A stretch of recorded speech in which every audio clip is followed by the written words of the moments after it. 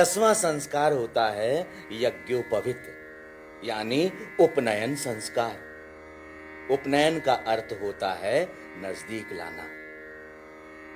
पिता अपनी संतान को गुरु के निकट लाता है और गुरु ब्रह्मचारी को शास्त्रों के निकट लाते हैं और शास्त्र उसे ब्रह्म के निकट लाते हैं। इस संस्कार में जातक अपने हाथ में यज्ञ की समिधा लिए गुरु के पास जाता है ताकि गुरु उसके अज्ञान और वासना की समिधा को ज्ञान की अग्नि में जला उसे पवित्र करे। कन्हई, उपनयन संस्कार यह हमारी आश्रम व्यवस्था के पहले आश्रम ब्रह्मचर्य में प्रवेश है। तुम्हारी माँ ने तुम्हें पहला जन्म दिया, अब मैं तुम्हें अपने ज्ञान के गर्भ में धारण करता हूं। ये तुम्हारा दूसरा जन्म हुआ। आज तुम मुझे वचन दोगे कि तुम आज से जीवन पर्यंत शास्त्रों की, विज्ञान की, ज्ञान की, सभ्यता और संस्कृति की रक्षा करोगे।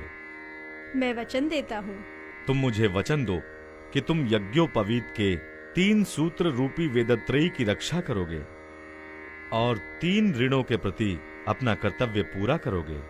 कन्हई, ये 3 ऋण हैं देव ऋण, ऋषि ऋण और पितृ ऋण। देव ऋण यानी सूर्य, चंद्र, वायु आदि प्रकृति रूपी देवता जो हमें जीने में सहायक होते हैं, उनके प्रति आभार व्यक्त करना। यह देव यज्ञ के द्वारा संपन्न होता है। और ऋषि ऋण यानी उन गुरुओं के प्रति आभार व्यक्त करना जिनके द्वारा हमें शिक्षा, आध्यात्मिक ज्ञान और भौतिक ज्ञान और दृष्टि प्राप्त हुई हो। शास्त्रों के अध्ययन और शास्त्रों के अध्यापन द्वारा ऋषि ऋण से मुक्ति प्राप्त होती है। पितृ ऋण यानी अपने माता पिता और पूर्वजों के प्रति आभार व्यक्त करना।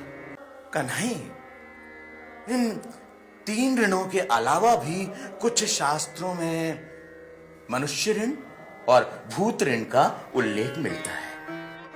अपने समाज और अतिथि का सत्कार मनुष्य ऋण और समस्त जीवों, पशु पक्षियों जिनके कारण हमारा अस्तित्व संभव है, उनके प्रति आभार भूत ऋण है। मैं तीनों ऋणों के प्रति अपनी जिम्मेदारियां पूरी करने का वचन देता हूँ आचार्य। साथ ही मैं प्रकृति और पर्यावरण के प्रति भी अपनी जिम्मेदारियों का निर्वाह करूंगा। और तब जाकर आचार्य अपने शिष्य को यज्ञोपवीत पहनाता है। ओम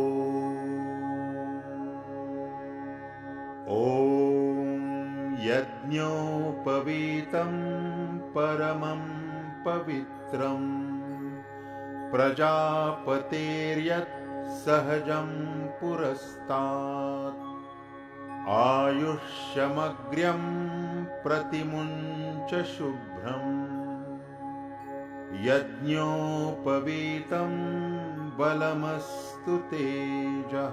और तब जाकर आचार्य और पिता बटु यानी शिष्य के कान में ब्रह्मोपदेश यानी गायत्री मंत्र कहते हैं। उपनयन संस्कार के साथ ही ब्रह्मचारी पढ़ने के लिए गुरुगृह चला जाता है।